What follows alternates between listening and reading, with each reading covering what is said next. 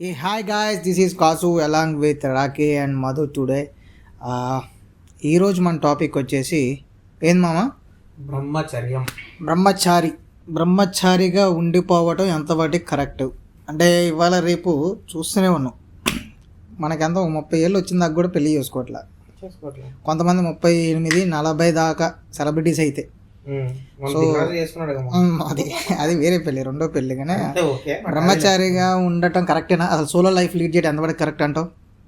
అది completely personal choice, దాంట్లో correct తప్పులు మనం చెప్పలేము. ఇప్పుడు ఇష్టం వాడిది.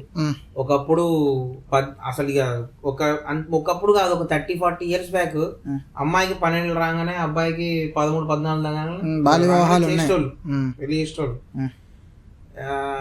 దాని తర్వాత మెల్లిమెల్లిగా ఇక ఏజ్ బార్ పెంచుతూ వచ్చిర్రు. ఇప్పుడు 30 దాటింది ఇప్పుడు బేసిక్ గా. అంటే చేసుకున్నట్టు చేసుకుంటున్నారు, బట్ మెజారిటీ ఇప్పుడు అబ్బాయికి అయితే 30+ వరకైనా ఓకే.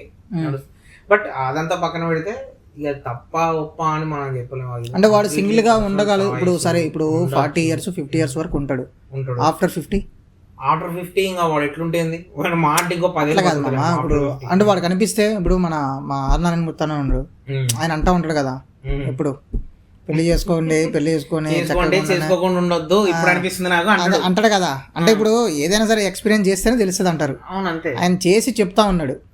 ఇప్పుడు పెళ్లి చేసుకున్న వాళ్ళు కూడా చాలా మంది చేసుకోదు. ఇప్పుడు ఆర్జీవి చేసుకున్నాడు, చేసుకోవద్దు అంటే జగపతి బాబు కూడా ఉన్నాడు, నన్ను అడిగితే చేసుకోవద్దని అంటాడు కూడా. మరి అంతే అంటే కావాలనిపిస్తుంది, ఇది ఉన్నోడికి అది కావాలనిపిస్తుంది అంతే అంటావు. సో నీ ఒపీనియన్ అయితే? నా ఒపీనియన్ అయితే కంప్లీట్లీ పర్సనల్ చాయిస్. చేసుకోవాలి కాదంటావు. అది నువ్వు ఒక్కడిగా ఉండి ఉద్ధరించేది ఏం లేదు, లేకపోతే చేసుకొని కూడా ఉద్ధరించేది ఏం లేదు. అంటే నువ్వు చేయాలనుకున్న పని నువ్వు చేసుకొని చేయొచ్చు, నువ్వు ఒక్కడే ఉండి కూడా చేయొచ్చు. దాంట్లో బ్రహ్మచార్యము not everyone's cup of tea. It's ఇప్పుడు నువ్వు ఇంటర్వ్యూలు చూసావు, వాడు చెప్పిండాను వీడు చెప్పిండాను, నీకు మంచిగా అనిపిస్తుంది వాడు చెప్పేది. ఎట్లా అయిపోతుంది అంటే మనం ఇన్ఫ్లుయెన్స్ అవుతాం బాగా. అలానే ఉంటది అనుకుంటామే. We are mostly influenced by lot of people. Like ఇప్పుడు ఎవడన్నా ఇన్స్టాగ్రామ్ రీల్ చూసినావు అనుకో, నువ్వు కామెడీ ఎట్లా క్రియేట్ చేస్తారు? పెళ్ళ మాట మొగుడినడు, మొగుడు పెళ్ళ మాట,